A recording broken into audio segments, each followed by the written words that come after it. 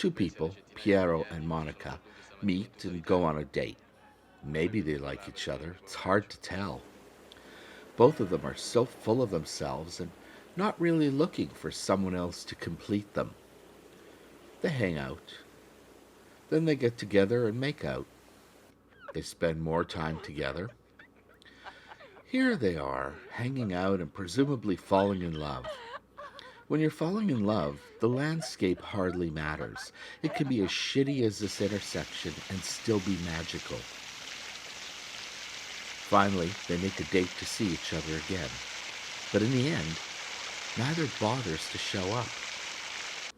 Antonioni does it by carefully making us aware of their environment. Earlier, Piero and Monica go for a walk. She mentions the lines on the road.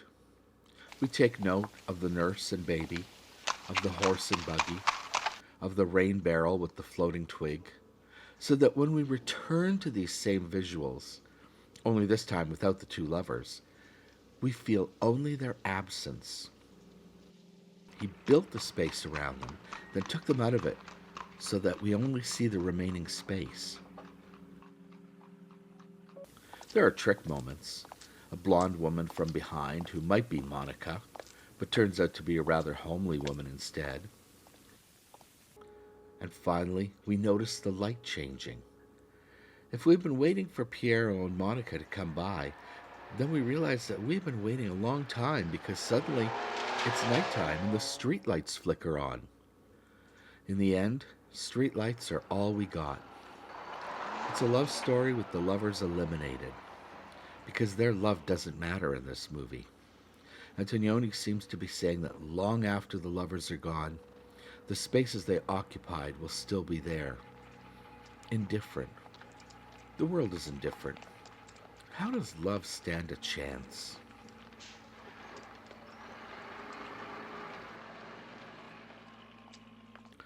The streetlight gets so bright it fills the screen, making up for the lost actors. Perhaps this is what Antonioni wanted to do all along, make a movie about streetlights. And why not? They have their own beauty.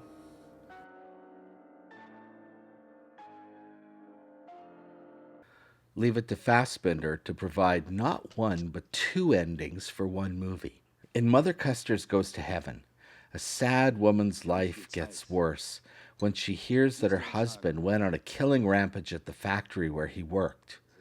She is in shock, and it does not help that an investigative reporter depicts her late husband as a psycho.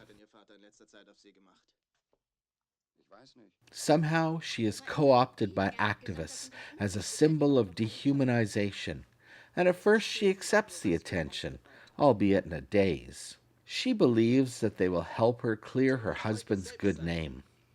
But they are only interested in promoting their own agenda. They use her heartlessly. Fassbinder's first ending was harsh. Mother Kusters and the activists go to the publisher's office to demand a retraction. She is not taken seriously by them. The activists reveal their own agenda. They pull out weapons and hold everyone hostage, an echo of the Bader Meinhof days. Over a freeze-frame close-up of Mother Custer's face, we see text which informs us that the invasion goes bad and everyone gets shot, including poor old Mother Custers. Her cabaret-singing daughter shows up just in time to cradle that mother's corpse and pose for a newspaper picture. Very cynical, perfect for the downbeat 70s. Apparently, this ending did not play well with American audiences, so Fassbinder changed it. But that explanation makes no sense. Since when did Fassbinder ever concede to any commercial concerns? He didn't change the endings of The Merchant of Four Seasons, or Fox and His Friends, or The Marriage of Maria Braun, or any other movie he ever made. So then there is the second ending, which the text suggests was actually in the original screenplay for the film. This is the so-called American version. In the second version, Mother Custers and the anarchists stage an ineffectual sit-in. It is so lame that employees must navigate through them to get to the exit door. A hilarious visual gag. Suddenly there's comedy in this bleakest of movies. Eventually, the activists abandon her, and the night watchman enters. He begs her to leave so he can lock up, go home, and eat blood sausages. Somehow, this vision of domestic bliss appeals to Mother Custers, who abandons her foolish activism and waltzes off with this handsome older man. A romantic, happy ending if there ever was one. And why not? Doesn't this poor, tragic old woman deserve a bit of happiness? What a brilliant movie. The first ending makes it an epic tragedy, one that leaves you stunned by the loss and the nonsense of it all. The second tells an entirely different story, one of a woman who experiences a tragedy, is changed by it for the better, and ends up finding someone who can complete the rest of her life. Change the ending, change the whole story.